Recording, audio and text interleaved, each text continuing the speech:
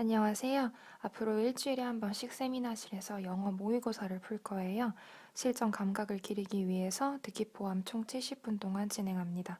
자신에게 맞는 풀이 방법을 찾기 위한 연습이라고 생각해 주세요. 준비사항을 먼저 살펴볼게요. 1번, 모의고사를 풀기 전에 집중할 수 있도록 미리 준비를 해둡니다. 필기구와 교재 앞에 붙어 있는 OMR 카드도 미리 꺼내두고, 급한 경우에는 어쩔 순 없지만 최대한 자리를 지키고 집중해주세요. 2번, 모든 준비를 하고 자리에 앉았다면 핸드폰 또는 스탑워치로 70분을 설정해주세요. 세미나실에는 다른 친구들도 공부하고 있기 때문에 방해가 되지 않도록 소리를 작게 설정해주세요. 다음 모의고사 풀이 시 유의사항입니다. 1번 영어 모의고사는 듣기 포함 총 70분 동안 치르게 됩니다. 시간을 정확하게 지키는 게 중요해요.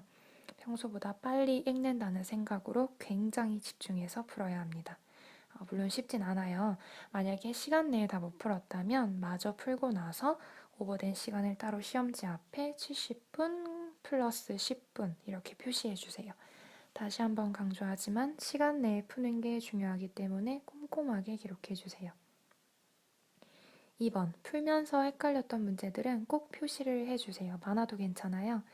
내 실력보다 조금 더 어려운 문제들을 열심히 분석해서 본인 스스로 하나라도 얻어가는 게 이번 모의고사의 목표예요. 어려웠거나 헷갈리는 부분은 반드시 표시해 둡니다. 보기도 마찬가지예요. 보통 이렇게 5개의 보기 중에서 3개를 제하고 2개 정도가 헷갈릴 텐데 예시와 같이 표시만 해 두어도 좋습니다. 3번, 듣기를 풀면서 뒤에 18번부터 이제 문제를 동시에 푸는 친구들도 있을 텐데, 혹시 내가 멀티가 안 된다 싶은 친구들은 이거 절대 하지 마세요. 듣기에선 내가 습관적으로 졸지 않고 18문제를 다 맞추는 게 훨씬 더 중요합니다. 그렇게 18번부터 29번까지를 열심히 빨리 풀어요. 30번부터 40번까지가 문맥을 파악해야 풀 수 있는 유형이고 41번부터 45번까지가 작문이에요. 혹시 본인이 빈칸 유형에 제일 약하다면 다른 풀 수 있는 문제들을 먼저 풀고 난 후에 빈칸을 푸는 것도 괜찮아요. 자신에게 가장 잘 맞는 방법을 찾는 연습을 하는 거니까. 다 풀었다면 채점을 시작합니다. 채점할 때 틀린 문제는 시험지에 정답을 표시하지 않습니다. 3, 4번 2개 중에 헷갈리다가 3번을 찍었는데 답이 4번이야. 그러면 틀린 거예요. 이제 맞췄는데 헷갈렸던 문제, 그리고 틀린 문제를 대상으로 분석을 시작합니다. 문제를 푸는 것보다 왜 틀렸는지를 분석하는 게 훨씬 더 중요해요. 처음에는 굉장히 오래 걸릴 텐데, 오래 걸리는 과정이 있어야 나중에 그 시간이 줄어들어요. 저는 학생 때 한 회당 2시간 넘게 걸렸던 것 같아요. 1번. 먼저 문제 유형을 구분합니다. 아니면 동그라미를 쳐도 괜찮아요. 본인이 제일 약하고 많이 틀리는 유형이 무엇인지를 파악하기 위해서 필요합니다. 2번. 모르는 단어를 찾고 풀 때 해석이 안 되던 문장들을 다시 해석해 봅니다. 본인이 해석한 내용을 바탕으로 내용 이해가 되어야 제대로 해석한 거예요.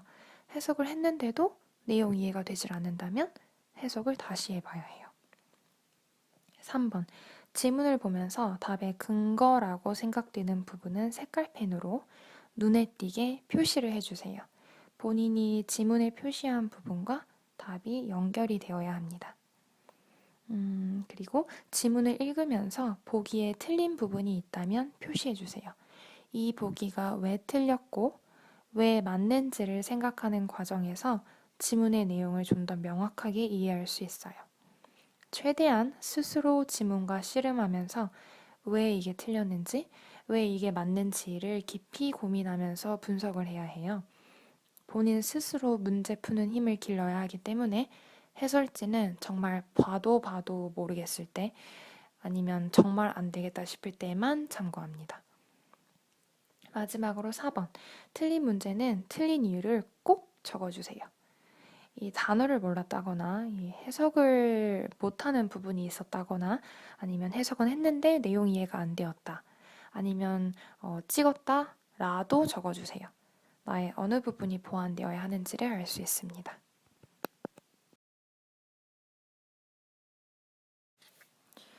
실제로 피드백한 친구 시험지를 같이 살펴볼게요.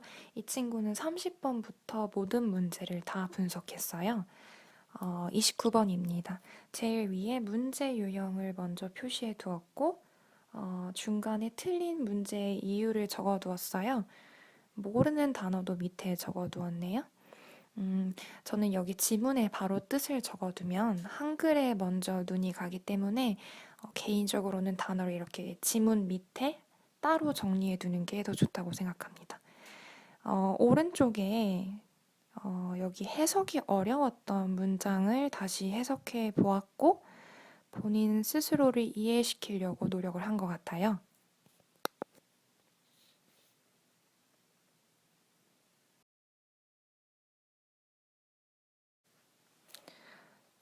다른 문제도 살펴볼게요. 31번 빈칸 유형입니다.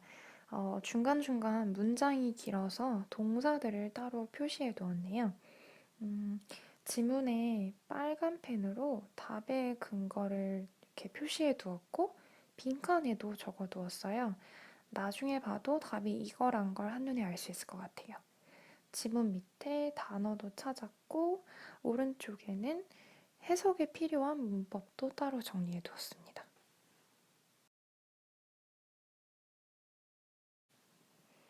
하나만 더 볼게요. 38번 순서 유형입니다.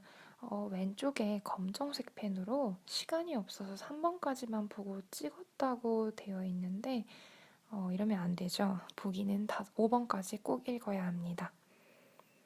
그 밑에 빨간색 펜으로 주어진 문장이 4번에 들어갔을 때 적절하다는 것을 따로 정리해 두었어요. 네, 여기까지는 한 가지 예시일 뿐이었고 하다 보면 각자 나름의 스타일이 생길 거예요. 열심히 해서 꼭 성과를 이루기 바랍니다. 마치겠습니다.